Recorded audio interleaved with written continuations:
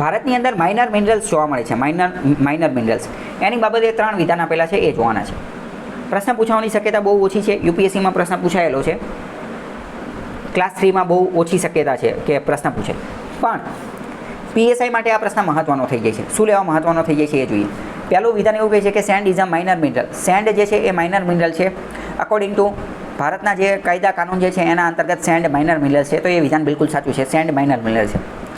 ભારતની અંદર મિનરલ્સ જે છે, ખનિજ, એને 2 ભાગે વિભાજિત કરવામાં આવેલ છે. એક તો મેજર મિનરલ્સ એટલે કે મોટા ખનિજ, અને એક તો માઇનર મિનરલ્સ એટલે કે નાના ખનિજ. મેજર મિનરલ્સનું તમામ કામ ધંધો જે છે એ સેન્ટ્રલ ગવર્મેન્ટ, કેન્દ્ર સરકાર કરે છે, અને માઇનર મિનરલ્સ એનો તમામ પ્રકારનું રેગ્યુલેશન્સ સ્ટેટ ગવર્મેન્ટ, રાજ્ય સરકાર કરે છે. બરાબર, તો પહેલું વિધાન સાચું પડશે. બીજું એવું કહે છે કે સેન્ડ માઇનર મિનરલ્સ જે છે, તો એની માટે એને લીઝમાં આપવા માટેના પાવર જે છે એ સ્ટેટ ગવર્મેન્ટ પાસે છે. તો બરાબર, બિલકુલ સાચી વાત છે કે માઇનર મિનરલ્સ હોય, માઇનર મિનરલ્સ, તો એની માઇન લીઝમાં આપવા માટેના પાવર સ્ટેટ ગવર્મેન્ટ પાસે છે. બિલકુલ સાચી વાત છે. પરંતુ આગળનું વાક્ય વાંચીએ. પરંતુ એની માટેના રૂલ્સ, નિયમો બનાવવા માટેના જે માઇનર મિનરલ્સ જે છે, માઇનર મિનરલ્સ, એના નિયમો, એના રૂલ્સ બનાવવાના અધિકાર જે છે એ સેન્ટ્રલ ગવર્મેન્ટ, કેન્દ્ર સરકાર પાસે છે. બિલકુલ ખોટી વાત. કેમ? કારણ કે એના રૂલ્સ બનાવવાની શક્તિ, એના રૂલ્સ બનાવવાના પાવર જે છે એ પણ સ્ટેટ ગવર્મેન્ટ માટે છે. પહેલાં જ મેં કહી દીધું, મેજર મિનરલ્સનું તમામ કામ જે છે એ સેન્ટ્રલ ગવર્મેન્ટમાં, માઇનર મિનરલ્સનું તમામ કામ સ્ટેટ ગવર્મેન્ટમાં. ખ્યાલ આવ્યો કે નહીં? ચલો, ત્રીજું વિધાન જોઈએ. સ્ટેટ ગવર્મેન્ટ, રાજ્ય સરકાર પાસે જે છે એની પાસે પાવર રહેલો છે ફ્રેમ રૂલ્સ બનાવવાનો. કોનો? તો કે ઇલીગલ માઇનિંગ, માઇનર મિનરલ્સમાં ઇલીગલ માઇનિંગ ન થઈ શકે એની માટે રૂલ્સ બનાવવાનો અધિકાર રાજ્ય સરકાર પાસે રહેલો છે. સાચું પડશે, ખોટું પડશે?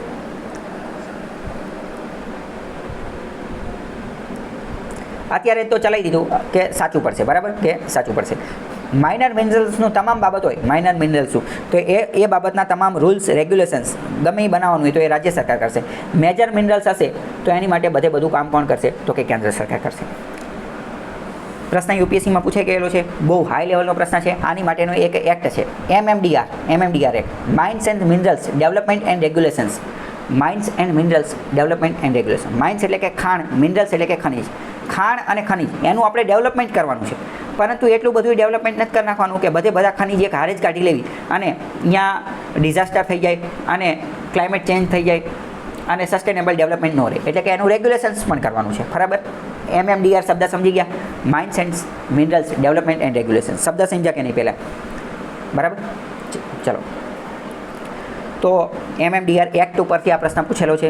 બહુ અઘરો પ્રશ્ન છે, યુપીએસસીમાં પૂછેલો છે, પણ મેં તમને એટલા માટે ચલાવ્યો કારણ કે પીએસઆઈ માટે આ પ્રશ્ન મહત્ત્વનો છે.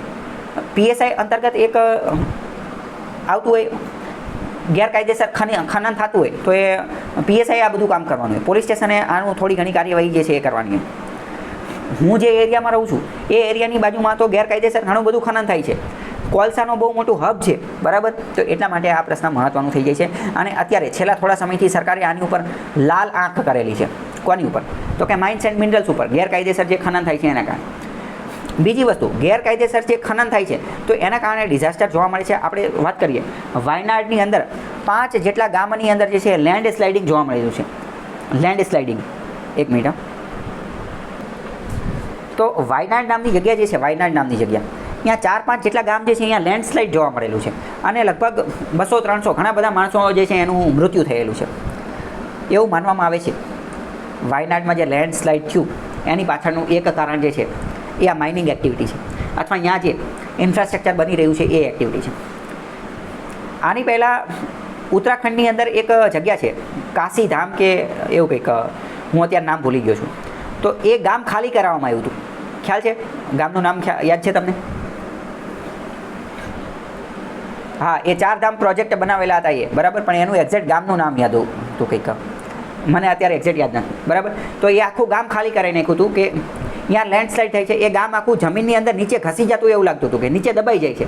આખું ગામ જે છે ખાલી કરી નાખ્યું હતું ઇન્ફ્રાસ્ટ્રક્ચર બનાવવા પાછળ. એનું એટલે કે વિકાસ માટે જે પર્યાવરણનો નાશ કરેલો હતો એની માટે. તો અત્યારે આ માઇન્સ એન્ડ મિનરલ્સ અંતર્ગત જે ખાણ ખનીજ કરવામાં આવે તો ગેરકાયદે જે ખનન કરવામાં આવે તો ગેરકાયદે ખનનમાં મુખ્યત્વે શું હોય છે? પહેલાં તો નિયમોનું પાલન થતું નથી. તો એના કારણે ગેરકાયદે ખનન થતું હોય એના કારણે સસ્ટેનેબલ ડેવલપમેન્ટ પહેલી વસ્તુ તો થતું નથી, ટકાઉ વિકાસ થતો નથી. બીજી વસ્તુ ગેરકાયદે ખનન થતું હોય ને તો એમાં તો કોઈ મશીનરી ને એ બધું સારી નથી વાપરેલી હોતી. એમનો ગેરકાયદે ખનનમાં મુખ્ય ઉદ્દેશ્ય શું હોય? Maximum profit. હાઈ લેવલની મશીનરી વાપરેલી નથી હોતી અને ઘણા બધા મજૂરો અંદર દટાઈ જતા હોય છે કારણ કે સારી યોગ્ય મશીનરી નથી વાપરેલી હોતી એટલે મજૂરોને અંદર નાખેલા હોય અને એ મજૂર જે છે એ દટાઈ જતા હોય છે. મોસ્ટ ટાઈમ વસ્તુ. તમે ક્યારેય ખાણ જોયેલી છે? બરાબર, ફોટામાં જોયેલી છે, રૂબરૂ નથી જોયેલી.